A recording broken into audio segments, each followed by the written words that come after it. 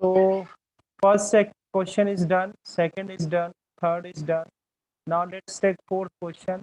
इसमें दे रखा है small spherical ball of radius r falls with a velocity v through a liquid having coefficient of viscosity eta. Okay, find the viscous drag F on the ball assuming it depends on eta r and v. Okay, अच्छा इन्होंने जो constant है उसकी value दी हुई है. The value of constant dimensionless जो constant अपन लेते हैं उसकी वैल्यू दी हुई है 6 पाई. तो वो तो बाद में रिक्वायरमेंट हो गई उसकी. अभी तो ये बात है कि जो ड्रैग फोर्स है, drag force is depending on eta r and v. Okay, तो यहीं से ही अपन क्वेश्चन स्टार्ट करते हैं अपना. फोर्थ क्वेश्चन है ये. ठीक है, फोर्थ क्वेश्चन है हमारे पास.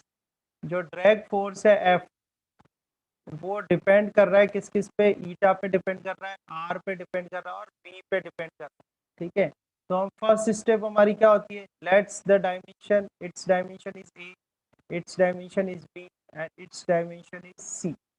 है ना, ईटा की डायमेंशन हमने ए ले ली, आर की ले ली बी और बी की ले ली C. Then next step is F is equal to, यहाँ पर आपका डायमेंशन लेस कांस्टेंट आएगा, के ले लिया. Then eta raise to power A, R raise to power B and B raise to power C, और इसको कर देंगे फर्स्ट इक्वेशन. तो देखो प्रॉब्लम आपको जहाँ आनी है, प्रॉब्लम यही आनी है कि भाई डायमेंशन इक्वेशन जब आप बनाओगे तो एफ की फोर्स की आपको आती है m1 l1 t minus 2. Are जो है वो रेडियस है तो मीटर होगा तो L1 हो जाएगा. वेलोसिटी मीटर अपॉन सेकंड है तो L1 t raise to power minus 1 हो जाएगा. तो एक जो क्वांटिटी है वो है ईटा. ठीक है, ईटा जो है वो होता है कोफिशिएंट ऑफ विस्कोसिटी. तो कोफिशिएंट ऑफ विस्कोसिटी की डायमेंशनल इक्वेशन कैसे फाइंड आउट करोगे आप, वो मैं आपको बताता हूँ. तो इसका जो फॉर्मूला होता है वो होता है टाउ इज इक्वल टू, ठीक है, टाउ इज इक्वल टू आ जाएगा आपके पास ईटा और ये आता है dp डिवाइड बाय dy. ठीक है, इस तरह से आ जाएगा आपका, है ना. या मैं आपको और इसको अच्छे से एक्सप्लेन करके बताता हूँ. तो देखो होता क्या है कि ध्यान से देखना आप, मैं आपको और कॉन्सेप्ट पूरा बताता हूँ. एक्चुअली जो फ्लूइड की लेयर्स होती हैं, फ्लूइड जो फ्लो होता है वो लेयर्स की फॉर्म में फ्लो होता है. इस तरह से फ्लूइड जो फ्लो होता है वो लेयर्स की फॉर्म में फ्लो होता है. इस तरह से लेयर्स होती है. ठीक है, अब जो एक लेयर होती है, जैसे ये एक लेयर, मान लो एक लेयर है आपकी, ये एक लेयर हो गई, और उसके साथ साथ ये आपने ले ली दूसरी लेयर, ये दूसरी लेयर हो. तो एक लेयर क्या होती है, दूसरी लेयर पर फोर्स लगाती है, रजिस्टिंग फोर्स. ठीक है, एक लेयर क्या होती है, दूसरी लेयर पर रजिस्टिंग फोर्स लगाती है. और वो जो फोर्स पर यूनिट एरिया होता है, वो जो फोर्स पर यूनिट एरिया होता है उसको बोलते हैं शियर स्ट्रेस. क्या बोलते हैं, शियर स्ट्रेस. ध्यान से देखना, हमने क्या बताया है कि एक जो फ्लूइड फ्लो होता है वो लेयर की फॉर्म में फ्लो होता है, और एक जो लेयर होती है वो दूसरी लेयर पर रजिस्टिंग फोर्स लगाती है. और वो जो resisting force per unit area होता है उसको बोलते हैं शियर स्ट्रेस. क्या बोलते हैं, शियर स्ट्रेस. और ये जो शियर स्ट्रेस होती है टाउ, ठीक है, ये जो शियर स्ट्रेस होती है उसको टाउ से रिप्रेजेंट करते हैं, इसको टाउ बोलते हैं. ठीक है, ये प्रोपोर्शनल होती है इसमें वेलोसिटी के चेंज के, यानी वेलोसिटी हो गई आपकी dp डिवाइड बाय dy. ठीक है, वेलोसिटी पे change in velocity with distance. ठीक है, तो ये कर दिया dv बाय dy. जब ये प्रोपोर्शनल हटाते हैं तो एक कांस्टेंट आता है, उसको बोलते हैं विस्कोसिटी. तो ये आ गया आपके पास dv डिवाइड बाय dy. यहाँ से आपको अगर विस्कोसिटी निकालना है तो विस्कोसिटी आएगा आपका टाउ डिवाइड बाय, और इधर आ जाएगा आपके पास dp डिवाइड बाय dy आ जाएगा. ठीक है, अब आपको अगर यूनिट निकालनी है इसकी तो हम लिखेंगे कि भाई ऐसा यूनिट ऑफ, अच्छा ये मैंने आपको सॉल्व भी करा रखा है, मैं बताता हूँ आपको. ऐसा हाँ यूनिट सर. है ना, तो ऐसा unit of eta is equal to क्या होगा, ऐसा यूनिट ऑफ दिस क्वांटिटी. अब देखो ये जो शियर स्ट्रेस है ना, इसका फॉर्मूला होता है फोर्स अपॉन एरिया. ये मीन्स हो गया newton divide by metre square. तो इसका तो आ जाएगा आपका newton divide by metre square. ठीक है, फिर भी जो स्टूडेंट्स ने पहले क्लास ज्वाइन नहीं करी थी उनके लिए मैं बता रहा हूँ. अच्छा, ये डी मतलब होता है, डी ये जो डी है, डी मतलब होता है चेंज. तो change in velocity with respect to distance. तो वी मतलब है वेलोसिटी, तो वेलोसिटी की क्या होती है, मीटर अपॉन सेकेंड हो जाएगी. और वाई है डिस्टेंस, तो डिस्टेंस की क्या हो जाएगी, मीटर हो जाएगी. तो इससे ये कैंसिल हो जाएगा. तो आपके पास जो यूनिट यूनिट आएगी वो क्या जाएगी, newton divide by metre square और इनटू सेकंड। तो ये तो आ गई इसकी एसआई यूनिट। अब एसआई यूनिट से आप इसकी क्या निकाल सकते हो, डायमेंशनल इक्वेशन। तो डायमेंशनल इक्वेशन देखो ये ईटा हो जाएगा, ठीक है। न्यूटन के लिए आप क्या लिखोगे, m1 L1 T-2 हो जाएगा। मीटर स्क्वायर है ये ऊपर आ जाएगा तो n की पावर -2 हो जाएगा, और टाइम के लिए t की पावर 1। तो यहाँ से आप जब डायमेंशनल इक्वेशन लिखोगे इसकी तो क्या आ जाएगा, n की power m1 L-1 T-1 l की पावर -1 और t की पावर भी T की पावर -1। -1, ठीक है। इस तरह से आपके पास ईटा की जो डायमेंशनल इक्वेशन आएगी वो क्या आ जाएगी, m की पावर 1 l की पावर -1 एंड t की पावर -1। आगे तो क्वेश्चन इजी है। अब क्या करना है आपको, ये सारी डायमेंशनल वैल्यूज जो है वो किस में पुट करोगे, आप इस फर्स्ट इक्वेशन में पुट करोगे। तो फर्स्ट इक्वेशन जो है आपकी, फर्स्ट इक्वेशन है आपके पास f इजिकल टू के, ईटा की पावर आपने a मानी थी, r की पावर आई थिंक b मानी थी, और b की पावर आपने ली थी c। ओके, ईटा की पावर है, आर की पावर बी की पावर सी। अब यहाँ पर आप वैल्यूज रख दो, तो एफ की वैल्यू क्या है, m1 L1 T-2, ये फोर्स की हो गई। के तो डायमेंशनलेस कांस्टेंट है, कुछ नहीं आएगा। ईटा आपने अभी सॉल्व करा है, m की पावर 1 l की पावर -1 t की पावर -1, ठीक है। तो m की पावर 1 l की पावर -1 एंड t की पावर -1, और ये पावर कितनी आ जाएगी, a आ जाएगी, ठीक है। r के लिए क्या आ जाएगा, l की पावर 1 आ जाएगी, ये p हो जाएगा, और ये हो जाएगा l की पावर 1 t की पावर -1, ये c आ जाएगा, ठीक है। थोड़ा और सॉल्व कर लेते तो देखो m की पावर कितनी आ जाएगी, m की पावर a तो यहाँ से आ गई आपके पास, और m तो है ही नहीं कहीं पे, ठीक है।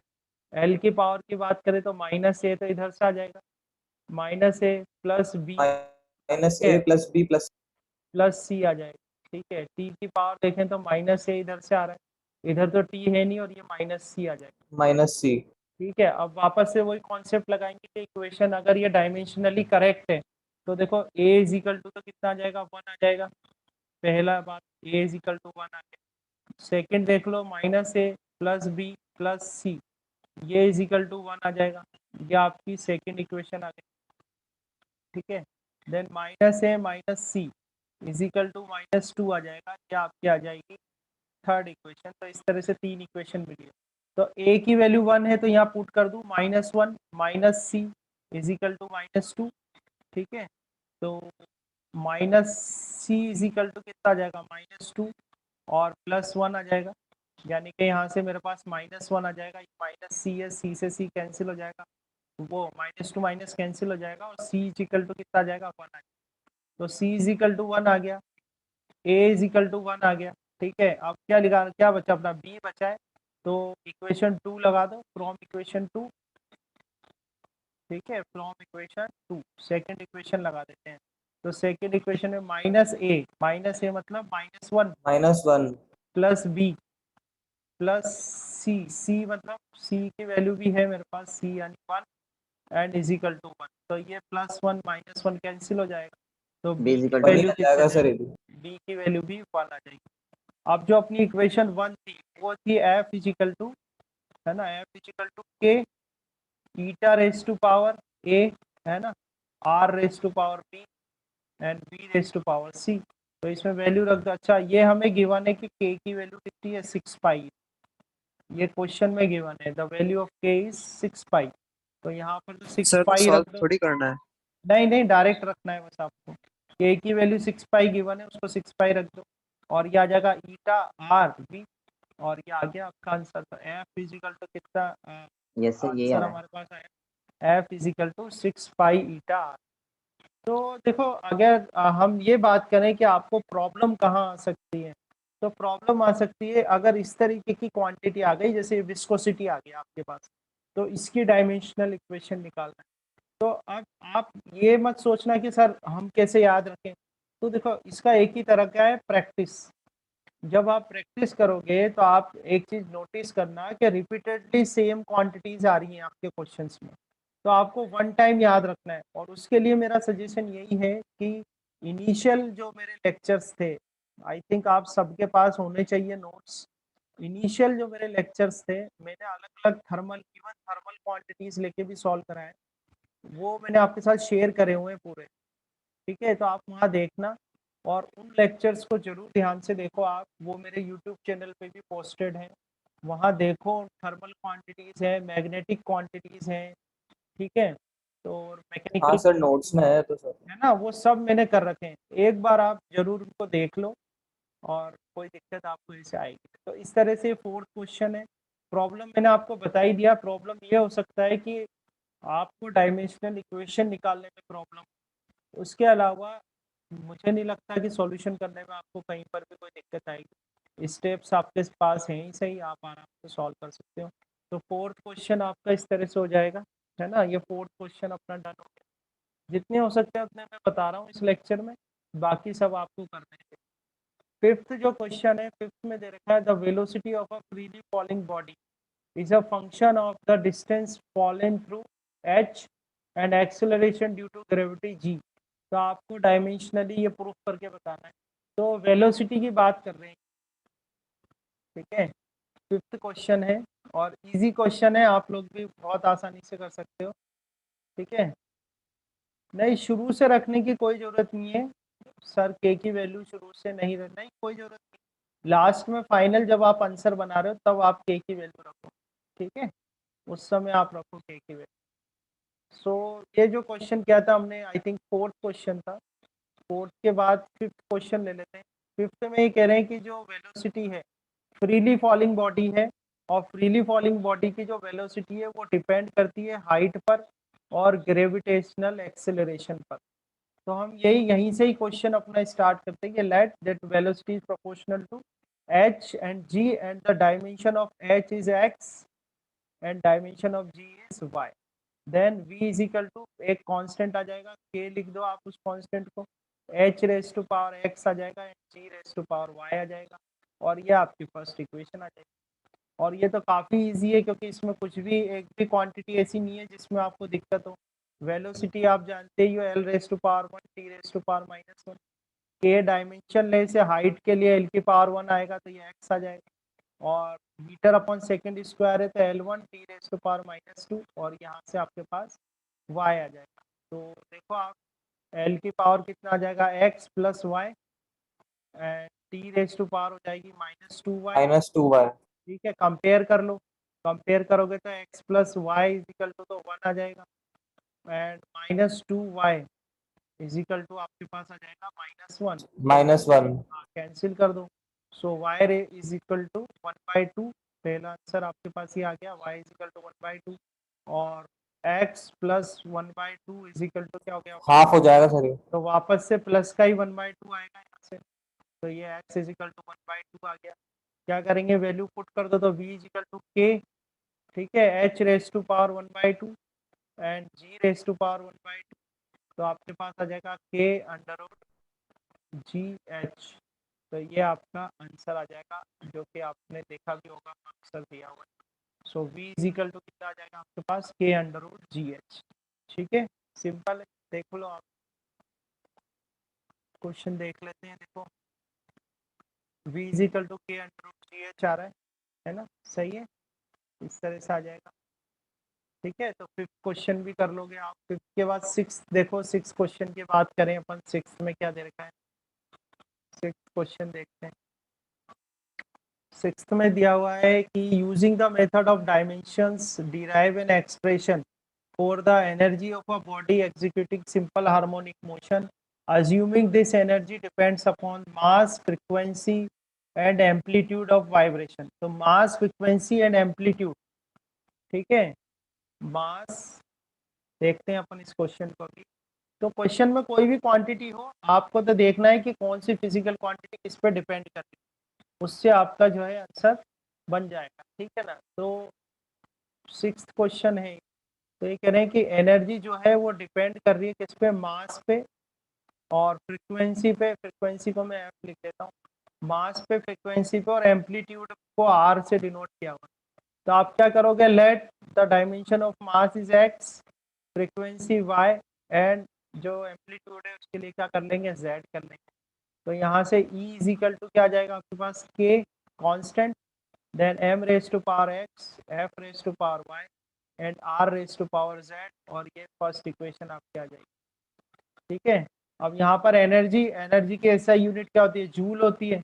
जूल होती है, जूल क्या होता है, न्यूटन इंटू मीटर होता M1 इंटू है टी की ना। पावर तो -2। m1, और वैसे न्यूटन के लिए m1 L1 लिखते हैं, तो ये m1 क्या आ जाएगा, L2 आ जाएगा, और T⁻⁻²। देखो आप क्वेश्चन करते जा रहे हो तो आपको याद भी होती जाएगी चीजें। मास के लिए क्या करोगे, m⁻1, ये x आ जाएगा। अच्छा, फ्रीक्वेंसी जो होती है, फ्रीक्वेंसी की होती है 1/, यूनिट जो होती है फ्रीक्वेंसी की वो होती है 1/सेकंड। ठीक है, 1/सेकंड मतलब टी की पावर T⁻⁻1। ठीक है, और ये y आ जाएगा, और ये L⁻1, और ये z आ जाएगा। ठीक है, तो आप देखो आपके पास क्या बनेगा, m⁻x, L⁻z एंड T⁻⁻y। तो ये कंपेयर करो तो x इजिकल टू तो 1 आ रहा है आपका, है ना, और z इजिकल टू क्या आ रहा है, 2 आ रहा है, और y इजिकल टू -2 है। तो y इजिकल टू कितना आ रहा है आपके पास, 2 आ रहा है। इसमें तो डायरेक्ट आने। हाँ देख लेते हैं, तो e इजिकल टू k, और m⁻x, x की वैल्यू कितनी है 1, f⁻y, y कितना है देखो आपका 2, एंड r⁻z, z कितना है आपका, z भी 2 आ रहा है। ठीक है, तो e इजिकल टू ये आ रहा है आपके पास k m f² and r²। ठीक है, एक बार चेक कर लेते हैं आंसर इसका क्या है।